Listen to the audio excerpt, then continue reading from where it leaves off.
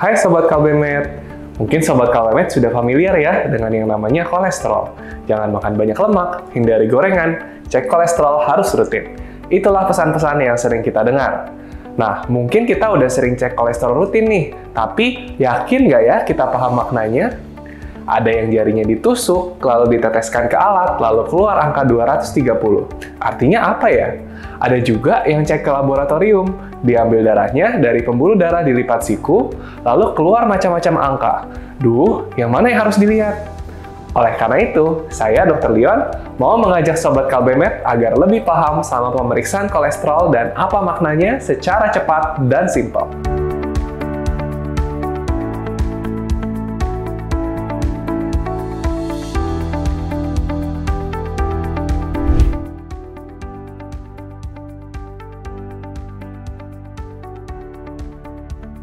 Pertama-tama, umumnya Sobat Kalbemet bisa cek kolesterol dengan dua metode yang paling sering dilakukan ini, yaitu cek kolesterol menggunakan alat secara mandiri atau cek kolesterol di laboratorium. Cara pertama, cukup menusukkan jarum ke ujung jari,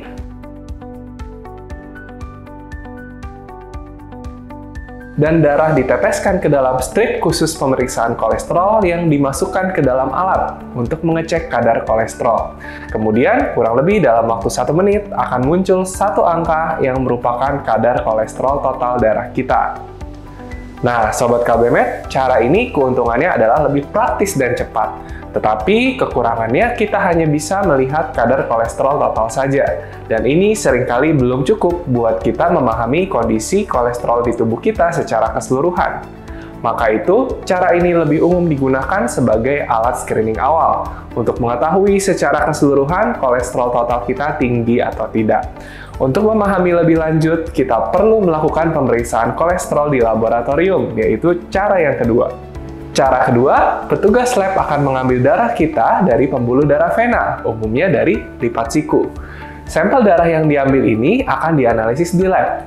Hasilnya umumnya akan melaporkan 4 parameter, yaitu kolesterol total, LDL, HDL, dan trigliserida.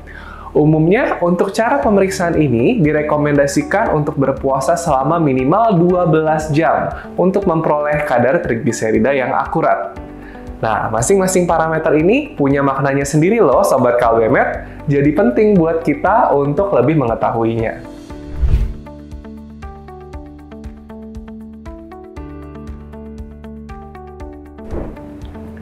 Pertama-tama, kolesterol total memberikan gambaran secara keseluruhan mengenai kadar kolesterol yang ada di tubuh kita, yang sebetulnya menggambarkan jumlah kolesterol LDL, HDL, dan juga trigliserida.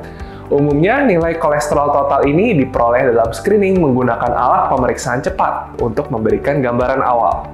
Menurut Perkumpulan Endokrinologi Indonesia atau Perkeni, kolesterol total yang normal umumnya di bawah 200 mg per desiliter.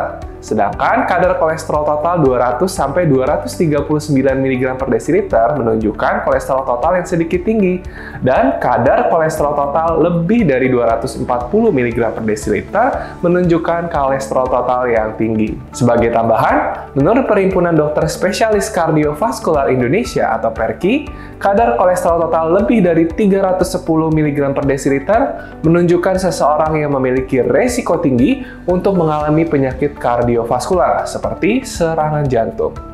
Nah, tetapi karena kolesterol total ini mencakup jumlah kolesterol LDL, HDL, dan juga trigliserida, untuk menilai resiko dengan lebih akurat, sebetulnya kita perlu mengetahui kadar masing-masing komponennya tersebut.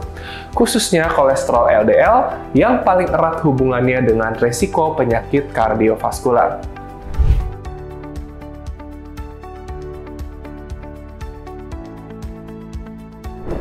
Di antara komponen dari kolesterol total, yang paling berhubungan dengan resiko penyakit kardiovaskular adalah low density lipoprotein atau singkatnya kolesterol LDL. Kenapa? Karena kolesterol LDL ini adalah biangnya penyakit kardiovaskular dan sering disebut dengan istilah kolesterol jahat. Kolesterol LDL yang menyebabkan penumpukan lemak pada pembuluh darah dan menyebabkan penyakit kardiovaskular seperti serangan jantung dan stroke. Nilai normal kolesterol LDL menurut Perkeni selengkapnya dapat diamati dalam tabel, tetapi secara umum nilai kolesterol LDL kurang dari 100 mg per desiliter dapat dikatakan cukup optimal, kecuali untuk pasien-pasien dalam kondisi tertentu yang memiliki resiko penyakit kardiovaskular tinggi dan sangat tinggi. Siapa saja yang memiliki resiko penyakit kardiovaskular tinggi dan sangat tinggi? Pertama, pasien yang memiliki resiko sangat tinggi adalah pasien dengan penyakit kardiovaskular aterosklerotik, misalnya pasien dengan penyakit jantung koroner atau stroke penyumbatan. Kemudian berikutnya adalah pasien diabetes mellitus dengan kerusakan organ, gagal ginjal kronik derajat berat, skor resiko penyakit kardiovaskular total lebih dari 20% berdasarkan sistem scoring khusus dari WHO, dan pasien dengan hiperkolesterolemia familial dengan penyakit kardiovaskular aterosklerotik atau faktor resiko mayor lainnya. Untuk pasien dengan resiko sangat tinggi tersebut, kolesterol LDL sebaiknya diturunkan lebih dari sama dengan 50% dan mencapai kadar di bawah 55 mg per desiliter.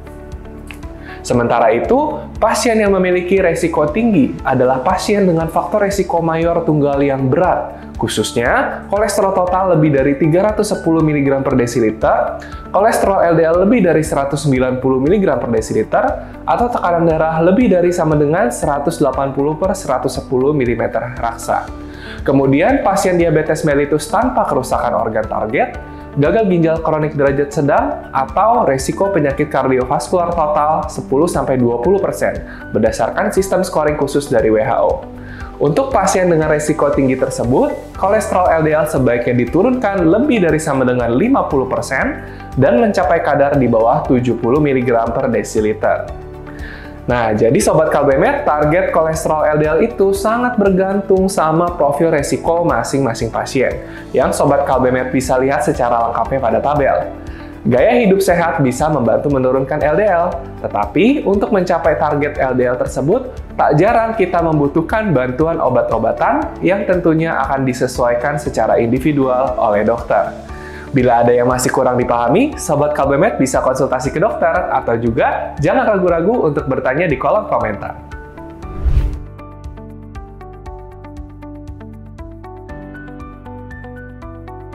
Kalau kolesterol LDL itu kolesterol jahat, tentu ada juga kolesterol yang baik. Dan kolesterol baik ini adalah high density lipoprotein atau singkatnya disebut kolesterol HDL. Kenapa dikatakan baik?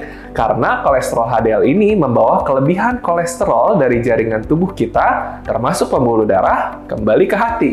Sehingga kadar HDL yang optimal dapat membantu membersihkan pembuluh darah kita dari kelebihan kolesterol. Untuk itu, menurut Perkeni, idealnya kadar HDL cukup tinggi, yaitu lebih dari sama dengan 60 mg per desiliter, dan dikatakan rendah jika kurang dari 40 mg per desiliter. Nah, Sobat Kalbemed, tentu kita mengharapkan kadar HDL kita ini cukup tinggi ya, dan salah satu yang paling penting yang bisa membantu meningkatkan HDL ini adalah melakukan aktivitas fisik secara rutin. Jadi, jangan lupa olahraga ya.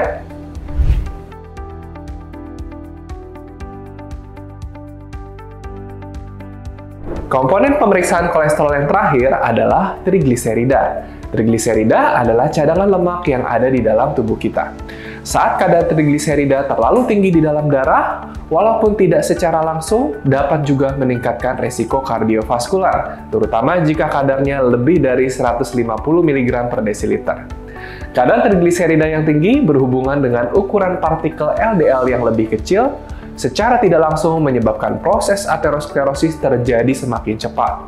Selain itu, kadar trigliserida yang cukup tinggi, umumnya jika lebih dari 440 mg per desiliter, dapat meningkatkan risiko terjadinya pankreatitis akut, yaitu peradangan pada pankreas yang dapat menimbulkan gejala seperti nyeri ulu hati yang berat. Nah, supaya trigliserida tidak terlalu tinggi, selain dapat diturunkan dengan obat-obatan, terutama kita harus membatasi diet tinggi karbohidrat, terutama yang banyak mengandung gula. Karena kelebihan konsumsi gula dapat dikonversi oleh tubuh kita menjadi cadangan makanan dalam bentuk trigliserida. Terakhir, mungkin kita berpikir, kapan dan seberapa sering ya kita harus cek lab kolesterol? Menurut Adult Treatment Panel 3 atau ATP3 dari National Cholesterol Education Program atau NCEP, dianjurkan mulai cek kolesterol total, LDL, HDL, dan trigliserida mulai usia 20 tahun. Dan pemeriksaan dapat diulang setiap 5 tahun jika kadarnya normal. Kalau didapatkan nilai yang abnormal dan membutuhkan terapi, umumnya pemeriksaan akan dilakukan kembali setelah 6-12 minggu dari mulainya terapi. Nah, Sobat Kalbemed, sekarang sudah paham kan sama hasil cek lab kolesterolnya nih yang ada di tabel ini? Buat yang kolesterol masih tinggi nih, terutama LDL-nya, PR ya, konsultasi ke dokter dan dapatkanlah terapi yang tepat. Jangan lupa like dan share video ini dan tuliskan pertanyaanmu di kolom komentar ya. Sampai jumpa di konten kesehatan berikutnya. Salam Kalbemed!